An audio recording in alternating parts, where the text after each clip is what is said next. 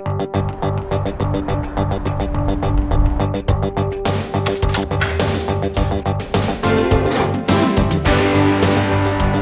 er på vej, med i lasten af mange års erfaring og know-how til fremtiden. Fra det første morgenlys og gennem døgnets 24 timer ser man de gule vogne på farten. Overalt i Europa er de på vej. OL Logistics AS har filialer rundt om i Europa, hvor de ca. 500 medarbejdere er beskæftiget med transport og logistik. Her vil vi fokusere på Skandinavien. Hovedkontoret ligger i Padborg, tæt ved den dansk-tyske grænse, og der ligger en afdeling i København. I Norge finder man afdeling i Oslo, lige ved den store trafikhavn, og i Sverige ligger afdelingen i Malmø.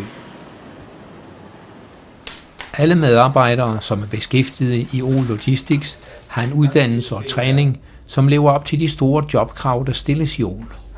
Og man opfylder alle kravene i kvalitetscertifikaterne ISO 9001 samt SQAS. OL Logistics. Uanset opgavens størrelse får alle kunder en venlig og professionel betjening, så man lever op til firmaets slogan. Ikke for små til store opgaver, og ikke for store til små opgaver. OL Logistics påtager sig en total løsning af alle opgaver inden for transport og logistik. Til lands, til vands og i luften. Og af lagerføring, distribution og behandling af dokumenter. Normalt tildeles kunden en nøgleperson, der er ansvarlig for forløbet fra start og til slut, og det letter kommunikationen. OL er på vej. Transporten foretages ofte af OLs egen flåde af topmoderne køretøjer, eller i samarbejde med udvalgte underleverandører, det lever op til de stillede krav.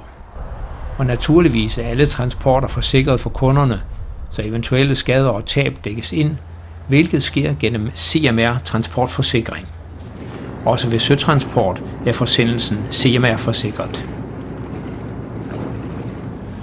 Lagerkapaciteten med de tilhørende aktiviteter har en kolossal størrelse, så kunderne kan serviceres bedst muligt, hvad enten man henvender sig til afdelingen i Oslo, Et lille øjeblik skal de få snakke med Kjølberg. Eller i Malmø, hvor man er specialister på det svenske marked, eller i Dronningens by, København. Det største lager finder man dog ved hovedkontoret i Padborg, hvor de danske lagerhoteller ligger. Her fordeles godset på de forskellige afdelinger, der hver for sig er beregnet til at kunne opbevare det under forhold, der er optimale for indholdet. For eksempel er det 10.000 kvadratmeter højreollager, og der er toldfrilager på 16.000 kvadratmeter.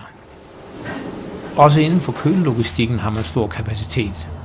Gennem en ubrudt kølekæde ender varen på lageret, hvor temperaturen ligger mellem for eksempel 4 og 6 grader, afhængig af kravet.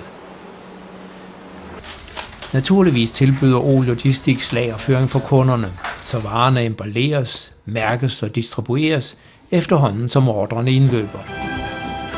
Hos OL Logistics står tiden ikke stille. Man er altid på forkant med udviklingen. OL er på vej. Med gods overalt i Europa. På vej ind i fremtiden under mottoet: Vi er til for dem.